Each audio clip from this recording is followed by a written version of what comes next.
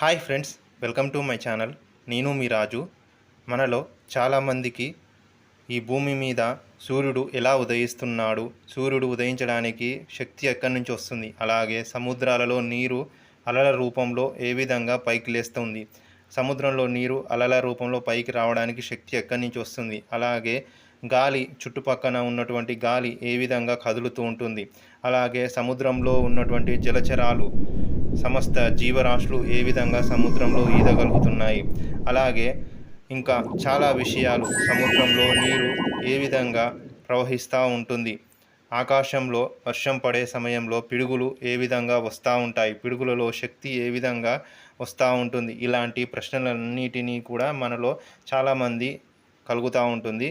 ఇలాంటి ప్రశ్నలనే ఒక మహర్షి, ఆ మహర్షి దగ్గరికి వచ్చినటువంటి 6 శిష్యులు ఇలాంటి ప్రశ్నలను సమాధానం తెలుసుకోవాలన్న ఉద్దేశంతో 6 శిష్యులు పిప్పలాద మహర్షి అనే ఒక ప్రఖ్యాతిగాంచినటువంటి మహర్షి, ఆ పిప్పలాద మహర్షి దగ్గరికి వెళ్ళి సమాధానము తెలుసుకోవడానికి 6 శిష్యులు వచ్చి జ్ఞానము కొరకు సృష్టి ఏ విధంగా జరుగుతున్నది, మనం చూస్తున్న పశుపక్షాదులు, అలాగే జంతువులు, వృక్షాలు ఇవన్నీ కూడా బయటికి కనిపిస్తూ ఉన్నాయి, ఆకారము రూపం కనిపిస్తూ ఉంది. కానీ వాటికి ముందుగా ఈ ఆకారంతో పాటు వాటి లోపల ఉన్నటువంటి కదలికలకు శక్తి ఎక్కడి నుంచి వస్తుంది అంటే, బాహ్యంలో ఆకారము, చెట్టు, మనుషులు, జంతువులు బాహ్యంగా ఈ విధంగా కనిపిస్తూ ఉన్నది బాహ్య శక్తి. కానీ అంతర్గతంగా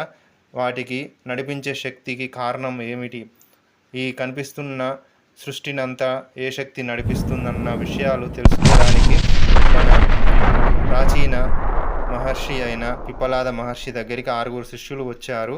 ఈ విషయాలు మీకు ప్రశ్నోపనిషత్తులో కనిపిస్తూ ఉంటుంది. ప్రశ్నోపనిషత్తు మీరు చదవండి. వీడియో నచ్చితే లైక్ చేయండి, షేర్ చేయండి.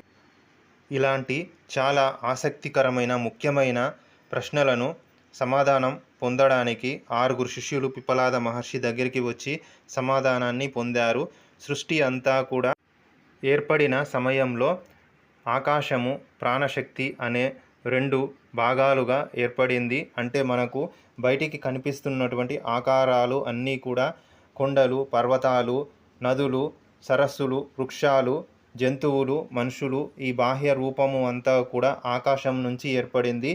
ఈ బాహ్య రూపాలలో ఉన్నటువంటి శక్తి ఈ కదలికలు జరగడానికి, చెట్టుకు, వృక్షాలకు, జంతువులకు కదలికలకు కావలసిన శక్తిని అంతటినీ కూడా ప్రాణశక్తి ఇస్తుంది. అంటే సృష్టి ఆరంభంలో ప్రాణశక్తి, ఆకాశము ఈ 2 భాగాల నుంచి సృష్టి అనేది ఏర్పడింది. ఈ విషయం అనేది మనము ప్రశ్నోపనిషత్తులో చూడడం జరుగుతుంది. 6 శిష్యులు పిప్పలాద మహర్షి దగ్గరికి వెళ్ళి ఈ ప్రశ్నోపనిషత్తులో సమాధానాలు తెలుసుకోవడం జరిగింది. మీరు కూడా ప్రశ్నోపనిషత్ చదివితే మీకు ఈ విషయాలు తెలుస్తాయి. వీడియో నచ్చితే లైక్ చేయండి, షేర్ చేయండి. మన సనాతన్ ఛానల్ను సబ్స్క్రైబ్ చేసుకోండి.